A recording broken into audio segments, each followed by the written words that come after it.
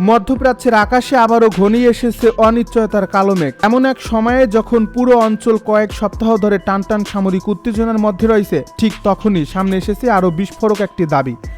আন্তর্জাতিক বিভিন্ন গণমাধ্যমে প্রকাশিত প্রতিবেদনে বলা হয়েছে, সৌদি আরবে অবস্থিত একটি মার্কিন সামরিক স্থাপনাকে লক্ষ্য করে ব্যালিস্টিক ক্ষেপণাস্ত্র নিক্ষেপ করা হয়েছে। এই ঘটনার পর প্রশ্ন এখন একটাই, এটি কি কেবল একটি বিচ্ছিন্ন সামরিক পদক্ষেপ, নাকি মধ্যপ্রাচ্যে আরও বড় সংঘাতের সূচনা? আর যদি এর জবাবে যুক্তরাষ্ট্র কিংবা তার মিত্ররা পাল্টাপাল্টি ব্যবস্থা নেয়, তাহলে পুরো অঞ্চলের নিরাপত্তা পরিস্থিতি কোন দিকে মোড় নেবে? এই কয়েকটি প্রশ্নই এখন আন্তর্জাতিক কূটনীতি থেকে শুরু করে সামরিক বিশ্লেষকদের আলোচনার কেন্দ্রে উঠে এসেছে। শনিবারের এই ঘটনাকে ঘিরে মধ্যপ্রাচ্য জুড়ে নতুন করে উদ্বেগ ছড়িয়ে পড়ছে। মার্কিন কর্মকর্তাদের বরাত দিয়ে প্রকাশিত একাধিক আন্তর্জাতিক প্রতিবেদনে দাবি করা হয়েছে, সৌদি ভূখণ্ডে অবস্থিত একটি মার্কিন সামরিক ঘাঁটির দিকে ব্যালিস্টিক ক্ষেপণাস্ত্র ছোড়া হয়েছে। যদি এই তথ্য পুরোপুরি নিশ্চিত হয়, তাহলে গত কয়েক মাসের মধ্যে সৌদি আরবে মার্কিন সামরিক উপস্থিতিকে লক্ষ্য করে এটি অন্যতম গুরুত্বপূর্ণ সামরিক হামলার ঘটনা হিসেবে বিবেচিত হতে পারে। তবে এখন পর্যন্ত এ বিষয়ে স্বাধীনভাবে সব তথ্য যাচাই করা সম্ভব হয়নি এবং সংশ্লিষ্ট সব পক্ষের আনুষ্ঠানিক বক্তব্য প্রকাশিত হয়নি। এই ঘটনার খবর প্রকাশ্যে আসার পর সৌদি আরবের আল খারজ এবং ইয়ানুবু অঞ্চলে সতর্কতা জারি করা হয় বলে বিভিন্ন প্রতিবেদন উল্লেখ করা হয়েছে। সম্ভাব্য নিরাপত্তা ঝুঁকির কথা বিবেচনা করে স্থানীয় বাসিন্দাদের সতর্ক থাকতে বলা হয়। কিছু সময় পরিস্থিতি পর্যবেক্ষণের পর কর্তৃপক্ষ জানায় তাৎক্ষণিক ঝুঁকি আপাতত কেটে গেছে এবং স্বাভাবিক কার্যক্রম পুনরায় শুরু হয়েছে। তবে ক্ষেপণাস্ত্রটি ঠিক কোথায় আঘাত এনেছে, কোনো ক্ষয়ক্ষতি হয়েছে কিনা কিংবা আকাশ প্রতিরক্ষা ব্যবস্থা সেটিকে প্রতিহত করতে সক্ষম হয়েছে কিনা, এ বিষয়ে এখন স্পষ্ট কোনো সরকারি তথ্য প্রকাশ করা হয়নি। এই নীরবতাই পরিস্থিতিকে আরও জটিল করে তুলছে, কারণ সামরিক সংঘাতের ক্ষেত্রে প্রাথমিক কয়েক ঘন্টা বা কয়েকদিন অনেক সময় সবচেয়ে গুরুত্বপূর্ণ হয়ে ওঠে। সংশ্লিষ্ট পক্ষগুলো প্রায়ই কৌশলগত কারণে তাৎক্ষণিকভাবে সব তথ্য প্রকাশ করে না। এর ফলে আন্তর্জাতিক গণমাধ্যম, নিরাপত্তা বিশ্লেষক এবং গোয়েন্দা পর্যবেক্ষকদের মধ্যে নানা ধরনের মূল্যায়ন ও আলোচনা শুরু হয়েছে। তবে নিশ্চিত প্রমাণ ছাড়া কোনো দাবিকে চূড়ান্ত সত্য হিসাবে গ্রহণ করার পরামর্শ দিচ্ছেন বিশেষজ্ঞরা। বিশ্লেষকদের মতে এই ঘটনাটি কেবল একটি ক্ষেপণাস্ত্র নিক্ষেপের বিষয় নয়, বরং এর সঙ্গে জড়িয়ে আছে বৃহত্তর আঞ্চলিক শক্তির ভারসাম্য। সৌদি আরব বহু বছর ধরেই যুক্তরাষ্ট্রের অন্যতম গুরুত্বপূর্ণ নিরাপত্তা অংশীদার।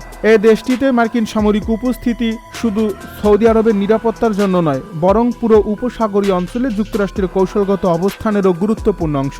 এর ফলে এমন কোনো হামলার দাবি স্বাভাবিকভাবেই ওয়াশিংটনের নিরাপত্তা পরিকল্পনাকে নতুন করে আলোচনায় নিয়ে এসেছে। এরই মধ্যে হরমুজ প্রণালীকে কেন্দ্র করে ইরান যুক্তরাষ্ট্রের মধ্যে উত্তেজনা কয়েক দফা বেড়েছে। বিশ্বের জ্বালানি সরবরাহের জন্য অত্যন্ত গুরুত্বপূর্ণ এই জলপথকে ঘিরে দীর্ঘদিন ধরেই দুই পক্ষের অবস্থান ছিল মুখোমুখি। সাম্প্রতিক সময়ে বিভিন্ন সামরিক তৎপরতা, নৌমহড়া, ড্রোন নজরদারি এবং পারস্পরিক কঠোর বক্তব্য সেই উত্তেজনাকে আরও বাড়িয়ে তুলছে। এর ফলে নতুন ক্ষেপণাস্ত্র হামলার দাবিকে অনেকেই বৃহত্তর সেই উত্তেজনার ধারাবাহিকতা হিসেবে দেখছেন। আন্তর্জাতিক সম্পর্ক বিশ্লেষকদের একটি অংশ মনে করছেন, মধ্যপ্রাচ্যে এমন এক পরিস্থিতি তৈরি হয়েছে যেখানে ছোট একটি সামরিক ঘটনাও বড় আঞ্চলিক সংঘাতে রূপ নিতে পারে।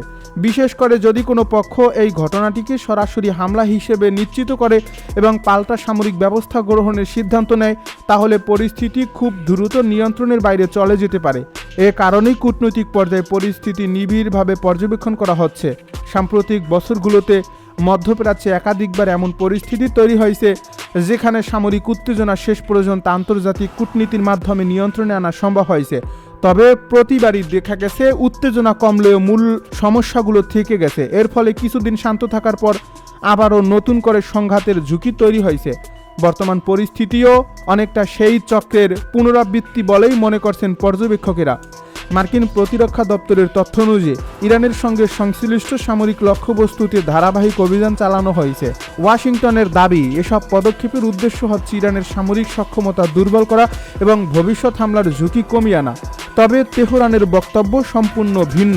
ইরান অভিযোগ করেছে, এসব হামলায় শুধু সামরিক স্থাপনাই নয়, গুরুত্বপূর্ণ বেসামরিক অবকাঠামো ক্ষতিগ্রস্ত হয়েছে।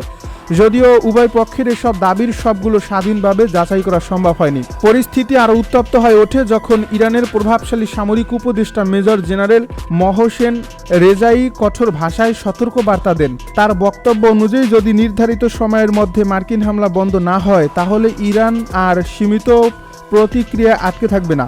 তিনি ইঙ্গিত দেন ভবিষ্যতের জবাব আরও বিস্তৃত এবং কঠোর হতে পারে। এই মন্তব্য আন্তর্জাতিক কূটনৈতিক মহলে নতুন করে উদ্বেগ সৃষ্টি করছে, কারণ এমন ঘোষণা আঞ্চলিক সংঘাতকে আরও বিস্তৃত করার ঝুঁকি তৈরি করে। বিশ্লেষকদের মতে বর্তমান সংকট আর শুধু যুক্তরাষ্ট্র ও ইরানের দ্বিপাক্ষিক বিরোধের মধ্যে সীমাবদ্ধ নেই। পারস্য উপসাগর ঘিরে থাকা একাধিক দেশ এখন এই উত্তেজনার প্রত্যক্ষ কিংবা পরোক্ষ প্রভাবের মুখোমুখি। ইরানের পক্ষ থেকে দাবি করা হয়েছে অঞ্চলে মার্কিন সামরিক উপস্থিতির সঙ্গে সম্পর্কিত বিভিন্ন স্থাপনাকে লক্ষ্য করে পাল্টা হামলা চালানো হয়েছে। অন্যদিকে যুক্তরাষ্ট্র বা সংশ্লিষ্ট দেশগুলোর পক্ষ থেকে এসব দাবির সবগুলো নিশ্চিত করা হয়নি। এর ফলে প্রকৃত ক্ষয়ক্ষতির চিত্র এখনও পুরোপুরি স্পষ্ট নয়। যুদ্ধের প্রভাব শুধু সামরিক ক্ষেত্রে সীমাবদ্ধ থাকছে না। বিভিন্ন প্রতিবেদন উঠে এসেছে অবকাঠামো, বিদ্যুৎ সরবরাহ এবং যোগাযোগ ব্যবস্থাও চাপের মুখে পড়ছে। কিছু এলাকায় বিদ্যুৎ সরবরাহে বিঘ্ন এবং জনসেবামূলক কার্যক্রমে সমস্যা দেখা দেওয়ার খবর পাওয়া গেছে। এই পরিস্থিতিতে ইরানের সংশ্লিষ্ট কর্তৃপক্ষ নাগরিকদের বিদ্যুৎ ব্যবহারে সতর্ক থাকার আহ্বান জানিয়েছে, কারণ সংঘাত দীর্ঘায়িত হলে জ্বালানি ও বিদ্যুৎ খাতের উপর চাপ আরও বাড়তে পারে। যুদ্ধের আরেকটি বড় প্রভাব পড়ছে সাধারণ মানুষের জীবনে। বহু পরিবার নিরাপত্তাহীনতার মধ্যে দিন কাটাচ্ছে। কোথাও আশ্রয়কেন্দ্রে ভিড় বাড়ছে, কোথাও আবার জরুরি খাদ্য ও চিকিৎসা সামগ্রীর চাহিদা বেড়ে যাচ্ছে।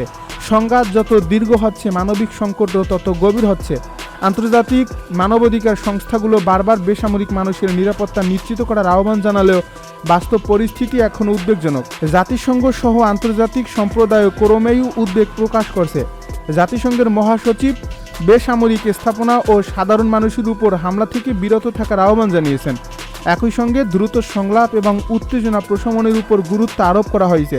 চীন, পাকিস্তান সহ একাধিক দেশেও যুদ্ধবিরতির আহ্বান জানিয়েছে এবং কূটনৈতিক সমাধানের পক্ষে অবস্থান নিয়েছে। তবে এখন পর্যন্ত কোনো পক্ষই দৃশ্যমান আলোচনার টেবিলে ফিরতে প্রস্তুত এমন ইঙ্গিত স্পষ্টভাবে দেখা যাচ্ছে না। বিশ্লেষকদের মতে বর্তমান পরিস্থিতির সবচেয়ে বড় ঝুঁকি হলো ভুল হিসাব। যখন দুই পক্ষই নিজেদের অবস্থানে অনড় থাকে, তখন ছোট একটি সামরিক ঘটনা থেকেও বড় আকারের সংঘাত ছড়িয়ে পড়তে পারে। বিশেষ করে পারস্য উপসাগরের মতো কৌশলগত অঞ্চলে সংঘর্ষ বাড়লে শুধু মধ্যপ্রাচ্য নয়, বৈশ্বিক জ্বালানি বাজারও বড় ধাক্কা খেতে পারে। এদিকে সমুদ্রপথের নিরাপত্তা নিয়ে নতুন করে উদ্বেগ তৈরি হয়েছে। বিভিন্ন প্রতিবেদনে ওমান উপকূলের কাছে একটি বাণিজ্যিক ট্যাঙ্কার ক্ষতিগ্রস্ত হওয়ার খবর প্রকাশিত হয়েছে। যদিও এই ঘটনার পূর্ণাঙ্গ তদন্ত শেষ হয়নি, তবুও এই ধরনের ঘটনা আন্তর্জাতিক নৌপথের নিরাপত্তা নিয়ে নতুন প্রশ্ন তুলছে। কারণ বিশ্বের উল্লেখযোগ্য পরিমাণ জ্বালানি এই অঞ্চল দিয়ে পরিবাহিত হয়। এর ফলে সামান্য অস্থিরতা ও বিশ্ববাজারে তেলের দাম এবং পরিবহন ব্যয় বাড়িয়ে দিতে পারে। সংঘাতের মানবিক মূল্যও বাড়ছে। বিভিন্ন সূত্রে হতাহত ও আহতদের সংখ্যা বাড়ার খবর পাওয়া যাচ্ছে।